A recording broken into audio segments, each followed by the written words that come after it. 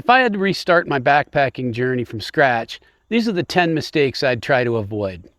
Hey, I'm Tim from Probably Fine Outdoors. If you're new to backpacking, there are a bunch of pretty normal mistakes that can make your first few trips harder than they need to be. I've made most of them, and a few you almost have to learn by actually just getting out there. So if I were starting over, these are the 10 things I'd try to avoid. Number 1 is making the first trip too ambitious. I think this is probably the biggest one. It's really easy to plan your first backpacking trip the same way you'd plan a day hike. You look at the map and think, well, I can hike 10 or 12 miles in a day, not too big of a deal, maybe 15. So that sounds reasonable. But carrying a backpack with food, water, shelter, sleeping gear, and all your other stuff, it changes things. Terrain changes things, and the weather can change things. There's also the time you spend doing stuff that isn't hiking. Filtering water, setting up camp, breaking down camp, trying to figure out where you put the spoon you packed. So first trip, I wouldn't worry too much about making the mileage impressive. An overnight where you hike 4 or 5 miles in, camp, and hike back out the next day can really teach you a lot. You find out whether your pack fits and whether your sleeping pad is comfortable, if your shoes are bothering you, and you can actually figure out how your stove and everything else works before you're standing there hungry trying to figure it out. And if things aren't going particularly well, you're close enough to your car that you can bail pretty easily if you need to. Second thing is bringing too much stuff. This one is almost unavoidable when you're starting out. When you haven't backpacked much, everything seems like something you might need. An extra shirt, another pair of pants, a bigger first aid kit, a second flashlight, and individually, none of those things seem very heavy. The problem is that you end up with 20 little things that each seem reasonable when you pack them. I don't think the answer is to start obsessing over every ounce. I carry some things that somebody else would probably leave at home. If carrying a camp chair makes your evenings better, take the chair. If you sleep better with a camp pillow, take the pillow. But here's what you should do. After every trip, look at what you actually used.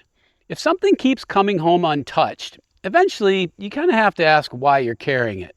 There are some exceptions, obviously. First aid gear, rain gear, emergency stuff. You hope you don't use those, but they should always be in your pack. I'm talking more about the extra clothing and duplicate gear and all the things that felt important while you were standing in your house. Third thing is buying a bunch of gear before you've actually used any of it. This is one I really relate to because researching and buying backpacking gear is fun, at least for a gear nerd like me. You start watching videos, read reviews, browsing the Garage Grown Gear website, look at tents and packs and pads and gadgets.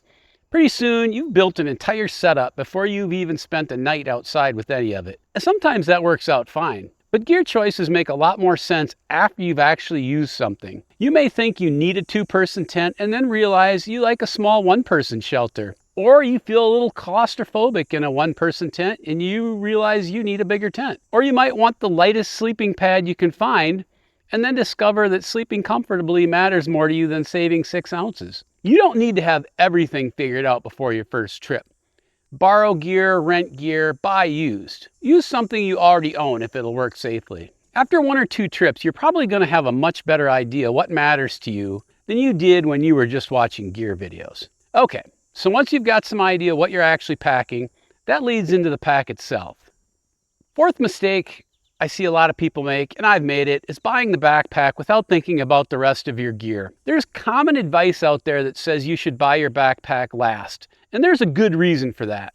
If you already know how bulky your tent, sleeping bag, or quilt pad, clothing, food, and everything else are, then you have a much better idea what size pack you actually need. And you also know roughly how much weight you're asking that pack to carry. But I'm going to soften that advice a little. A lot of people, me included, buy a pack first because you're going backpacking. That's not unreasonable. Having the pack gives you something to work with. You can start figuring out how everything fits, learn what 60 liters actually looks like, learn how the suspension feels with some weight in it. The downside is that you can kind of paint yourself into a corner. If you buy a very small pack and then discover your sleep system takes up most of it, you've got a problem. Or you buy a huge heavy pack because you're not sure how much space you need and then spend the next few years wondering why your empty backpack weighs 5 pounds. So I wouldn't say you absolutely have to buy it last. I just have a rough idea of the rest of your gear before you commit to a size. Know whether you're going fairly compact or whether you've got a bulky sleeping bag and a bigger tent. I've found that something in the 50 to 60 liter size works pretty well for most people much of the time.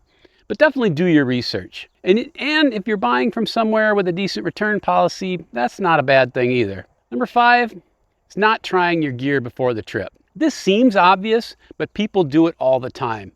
They arrive at camp and that's the first time they've actually set up the temp or used the stove or water filter. Do all of that at home.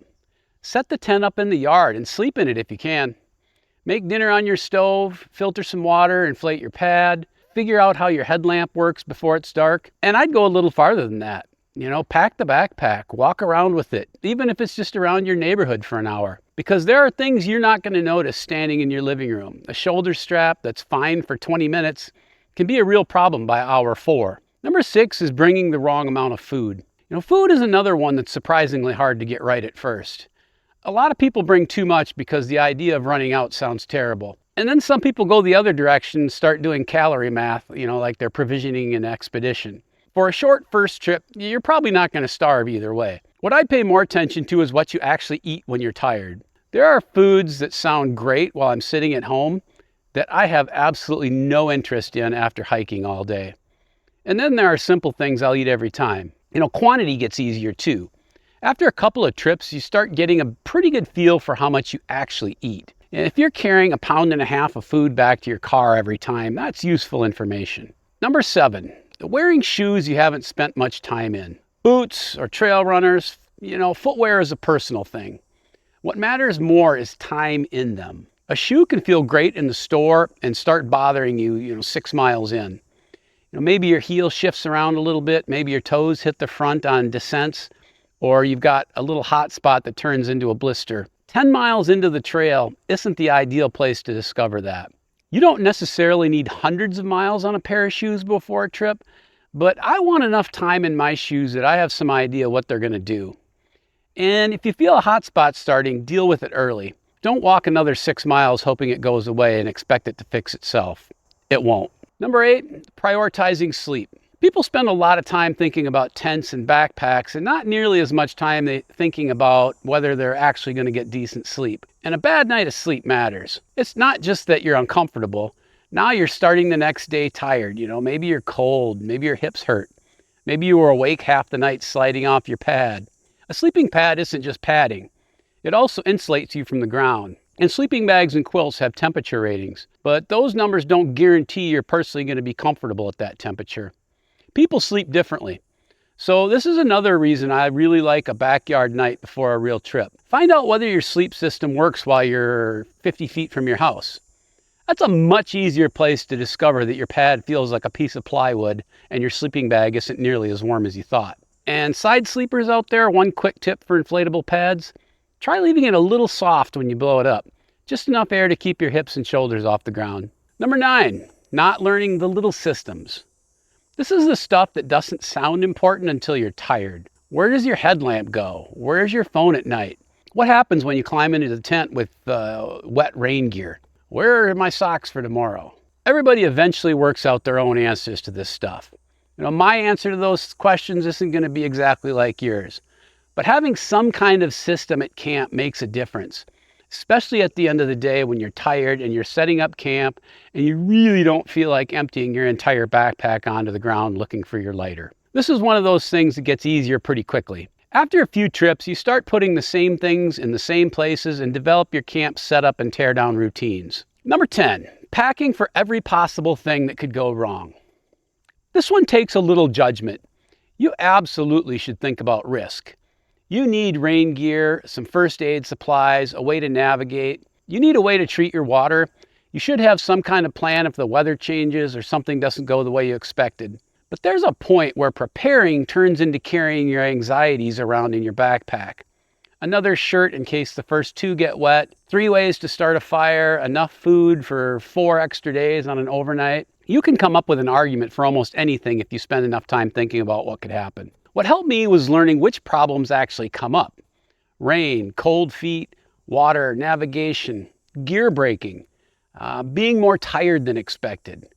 Those are things worth thinking about. Most of these mistakes aren't a big deal. You don't need to have all this completely figured out before you go backpacking. A lot of this stuff only starts making sense once you've spent a couple of nights outside and realize what you used, what you didn't, what annoyed you, and what you wish you'd done differently. And if you get back to the car with a list of 5 things you're going to change next time, that's pretty normal. I still do that. Let me know in the comments if you have any questions or additions to this list. These are just the first 10 things that came to mind. Thanks for watching.